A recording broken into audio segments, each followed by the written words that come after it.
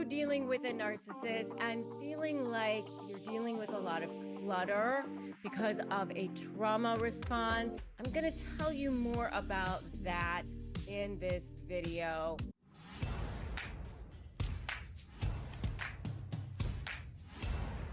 Hi, I'm Rebecca Zung, and I'm a narcissist negotiation expert. I'm also an attorney, and welcome to another episode of Negotiate Your Best Life. I have helped a lot of people through the drama, trauma, and chaos of dealing with narcissists and help them to the other side. And I'm also the author of the best-selling book, Slay the Bully, How to Negotiate with a Narcissist and Win, and the creator of the High Conflict Certification Program. Helped people coach people and all sorts of things. And I've seen the ways that people process trauma. I want you to know that it causes a lot of brain fog because of the high levels of cortisol in your body. And because of that, it can actually even shrink the hippocampus in your brain. When that happens, you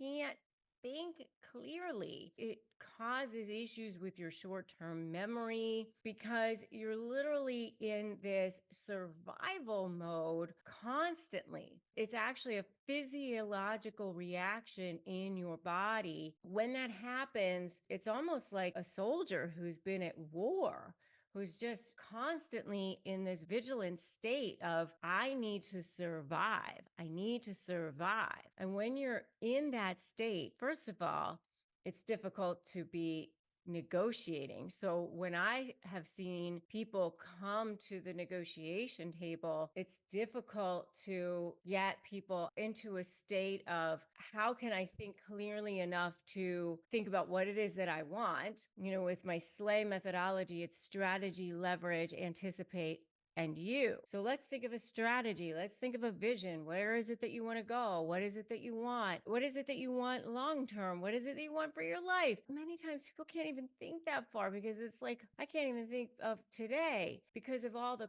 clutter and chaos that's going on in their brain. And that can manifest in the surroundings, in their physical surroundings, in your physical surroundings as well. And that physical surrounding is really an outward manifestation of your abusive relationship because you've been consumed with this abusive relationship. And so clutter can become almost an outward manifestation of that. Either that you just haven't had time to think about it, or that you've just built this protective shield around you, and that becomes an outward manifestation of that. I know, like, I've had women like Sarah who became like a hoarder. And I think a lot of times it was maybe thinking, oh my God, I'm not going to get anything else. A scarcity mindset sometimes, thinking this is all I'm ever going to have. She was thinking, I have to keep what I've got, because the narcissist was in a scarcity mindset. So she became sort of in a scarcity mindset too. It's really a trauma response. When you're subjected to this gaslighting and manipulation and a constant sense of instability where you're not sure what's going to be happening to you, especially if you're afraid financially, then you create this because it's a sense of safety. A lot of times it's like, I have this around me because I have something and I can control these things, and it makes me feel safe, and it makes me feel like I have some things. If you can relate to this, I want you to put I can relate in the comments below this video. So I want you to forgive yourself if this is you. If this is you, then I want you to know that there's help out there as well, and just know that it's just a form of self-protection. It's just you feeling like you need a buffer zone. or that you feel like you need to have something that you can hold on to. But know that the universe is abundant and that there is support out there and that you don't need to hold on to these things like that. I mean, of course you can hold on to your things, but not because the world is going to take them all from you. That there is support. And just think of it as, okay, this can be a good memory, or this can be something that I want because I choose to, but not because you have to. Don't think of it in terms of survival. Think of it in terms of abundance, because then you can start to turn the corner. Then you can start to think of things in terms of peace of mind. Acknowledge that none of this is a personal failure, and just realize it's a place of trauma, and think of it and practice self-compassion.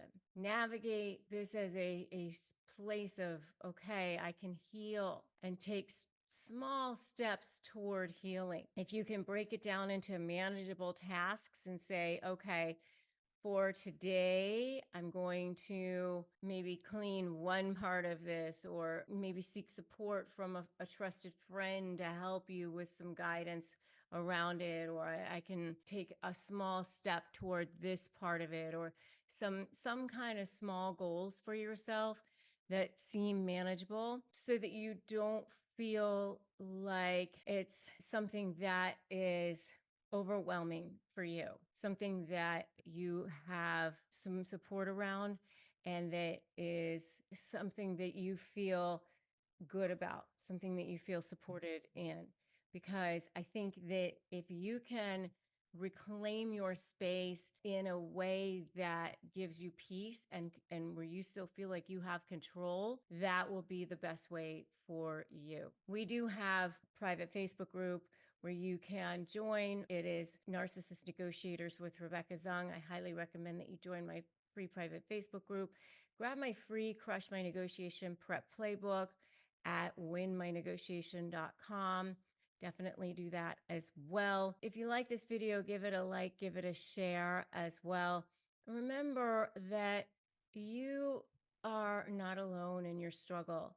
Many other people struggle with different forms of trauma, different forms of clutter, different forms of challenges. Many survivors are out there feeling pain, feeling shame, feeling overwhelmed. Give yourself some grace, give yourself some self-compassion, and put something in the comments here, because I know that you will find others here who are very similar to you. I encourage you to subscribe to this channel, hit that notification bell, because there are many others who are dealing with the same kinds of things that you are dealing with as well. You will find here a beautiful community of people who are ready to help you, ready to foster that sense of community, foster that sense of mutual support. I don't recommend necessarily that you forgive a narcissist, and I have a whole video on why you don't necessarily have to do that. And that next video that I recommend that you watch is Never Forgive a Narcissist, and here's why not. Go watch that video next.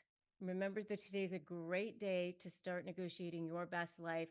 I'm Rebecca Zung, and I will see you in that next video. Never forgive a narcissist. Here's why not. That's the next video. Americans spend up to 90% of their time indoors and take 20,000 breaths a day. Yet, according to the EPA, indoor air is actually more polluted than outdoor air. In fact, it's responsible for up to 7 million premature deaths annually.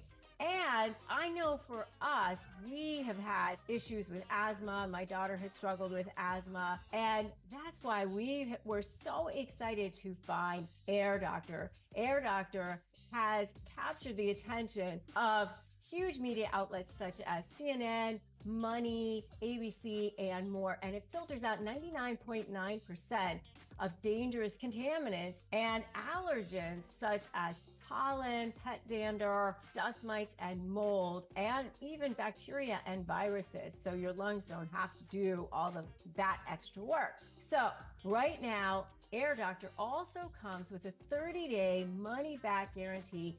So if you don't love it, you just send it back for a refund minus shipping. So head to airdoctorpro.com and use the promo code Your Best Life. And depending on the model, you receive up to 39% off and up to $300 off. Exclusive to podcast customers, you'll also receive a 3-year warranty on any unit, which is an additional $84 value. Lock in this special offer by going to AIRDOCTORPRO.com and use the promo code Your Best Life.